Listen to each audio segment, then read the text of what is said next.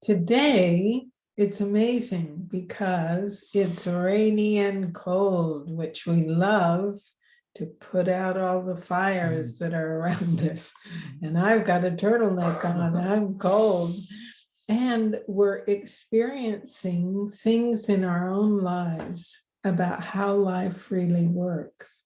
And Bill's going to share his story. Oh, well, yeah, I was going to share something that came up last night. We're watching a movie with a friend who's here with us. And it's Mr. Holland's Opus, for those of you who have seen it. And I love these movies that reflect life. I love feel-good movies. That's what I love. A few tears, happiness, sadness. You know, these movies that show the ups and downs of life. And since we've been involved in this new understanding, I love them even more because I see that the movies I like the most are the ones that seem to represent most truly how life works. So watching Mr. Holland's Opus last night, it begins, for those of you who remember, he's a musician and he would love to make a living at it and he can't, and he's married, so he's going to teach music at the local high school so he can write at night the great American symphony, his great dream, which is his future, which is happiness. And it's only going to take 4 years of teaching and they're free. So the first day at school, he says to another teacher, I don't want to be here. And he's miserable. You can see it. It's not what he wants to be experiencing. And as he begins to teach the kids, it does not work. The kids are so checked out and he is so miserable. And then he changes his style and he looks for, instead of trying to teach the kids about music, he looks to see what do the kids like about music and how can I take that and teach them about music. And he turns into the most popular teacher in school. Yeah. And so what that shows me in terms of how life really works is how we are always experiencing our thinking. It's not actually the circumstance that makes me feel the way I feel. And that's what's been so new in this understanding for us, is that the same circumstance at the beginning of the movie that he was so miserable in is the same circumstance that at the end of the movie, he said to the same teacher that he told he didn't want to be there, now there's nothing more I want to do in my life. How it turned out that the track he was on led to a future that was actually perhaps even fuller than the imagined future he had if he had written the symphony. So what I love about that is how it shows me how the feeling I have in any given moment is a reflection of my thinking and not the circumstances when I'm thinking about it.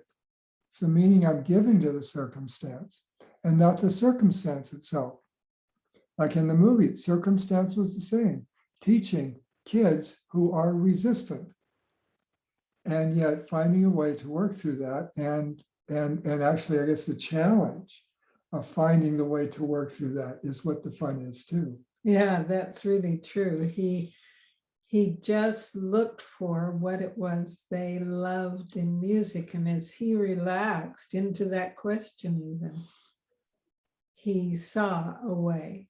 And it was a way to teach and involve them that really transformed this school and transformed many people's lives. Yeah, rock and roll. Yeah, Right. rock and roll. Right. So when I look at the movie and how it relates to my life, the change happened when he stopped, when he let go of his dream was something different from where he was and looked at the present moment where he was, these kids, and looked for, opened to the possibility that there was something there that would be fulfilling. And he found it by teaching them rock and roll. But it's kind of like that came to him instead of him trying to figure out how to do it. that make sense? Yeah. Yeah. So how does that relate to me and my life and how I see life works? Well, I know that at times when I would get triggered and I'd be all upset about something, before I understood that it was my thinking about the circumstance, I would try to shift that feeling either by changing the circumstance itself, if it's a person, getting them to behave differently or agree with me or whatever I was upset about, or trying to change my mood, which was sometimes turning to food. Yeah, turning to food in the hope that, oh, maybe this will give me some relief. Yeah, and it would, it would shift my mood temporarily, but it would never put the fire out that was being created by my thinking that it was the circumstance, it was this other person. I mean, I look at my first marriage and I think that didn't have to end in divorce. There really wasn't anything wrong with my wife, but I thought she was the problem. And as long as I kept believing she was the problem, it seemed the only solution was not to be married. And I see that all of my thinking was made up. I wasn't pausing like Mr. Holland in the movie to really look into that moment and see where the possibility was for fulfillment in that moment with those circumstances. Yeah, and when I pause and relax, it connects me with the deeper knowing within that's so much more intelligent than all this busy-minded thinking. And that's what we're about in our 6-week course. We invite you to look at it on our website. We'll show you how life really works and how you can create a beautiful relationship with food instead of using it to try to push down or soothe feelings that are uncomfortable. Yeah, eating to nourish something other than our bodies. Yeah, true. Which I think everybody's done at some time or another. Yeah.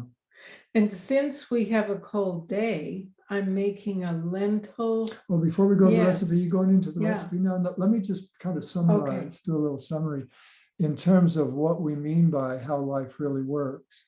And what I guess I would say is that what we're seeing is that as real as it seems, that circumstances put the feelings I have in me. Yeah. As real as it seems that what other people do makes me feel the way I do. Yeah.